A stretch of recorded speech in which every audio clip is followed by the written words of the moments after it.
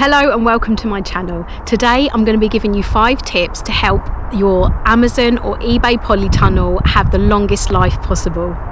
So tip 1 is location. So think about the location of your polytunnel. When we got our polytunnel, we had a space here in this area. So we'd made all our beds in the rest of the area here, and then we had this space free. So this is where we put it. We didn't take too much thought into the position of it because that's the space that we had.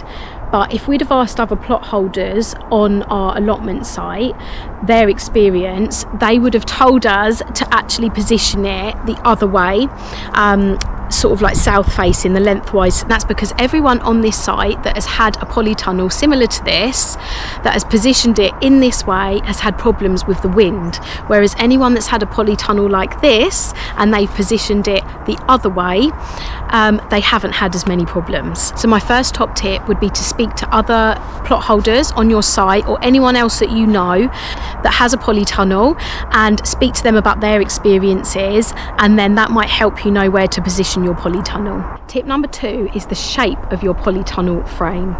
So as you can see, my polytunnel has got a point at the top there. This has made it really unsteady. So where the joints are, it has ripped holes in the cover, and it's not as sturdy a frame as if it was a round frame. I would try and pick a curvier frame as possible. This will cause less rips in your fabric, and it also makes the structure a lot more secure. Tip number 3 would be dig your cover in as well as you possibly can and be quite particular in it. So we did dig this in, and this was all dug in, but as you can see, it has just come away where we didn't do it quite particularly enough.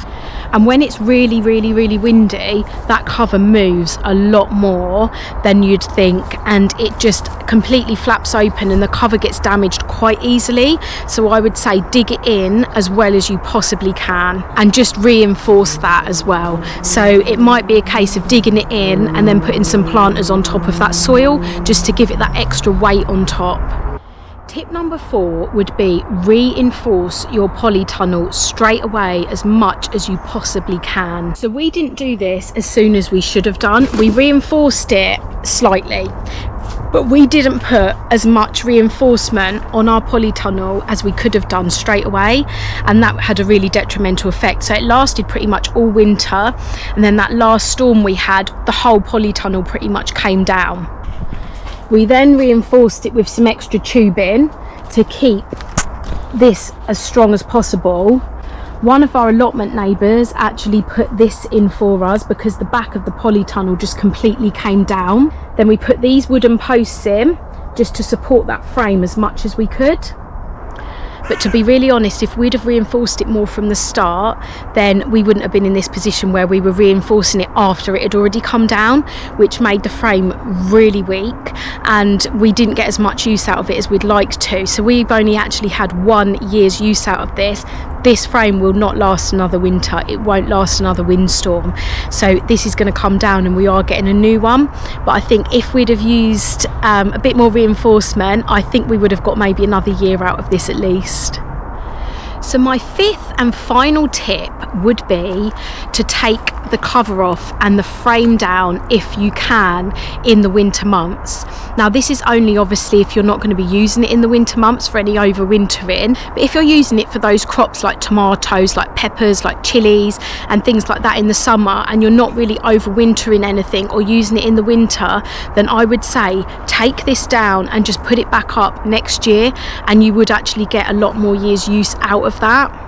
So those are my 5 tips for how to prolong the life of your polytunnel if you choose to get one similar to this from Amazon or eBay or any of those other stores that do sell these. You get so many different sizes and they are well worth getting. It's really taught me how to use a polytunnel, and that I will definitely use one, so it is a really good experience. But I just hope that these 5 tips will help you in the future if you do decide to get one, get a longer life out of it. Thank you so much for watching today, and I'll see you again soon.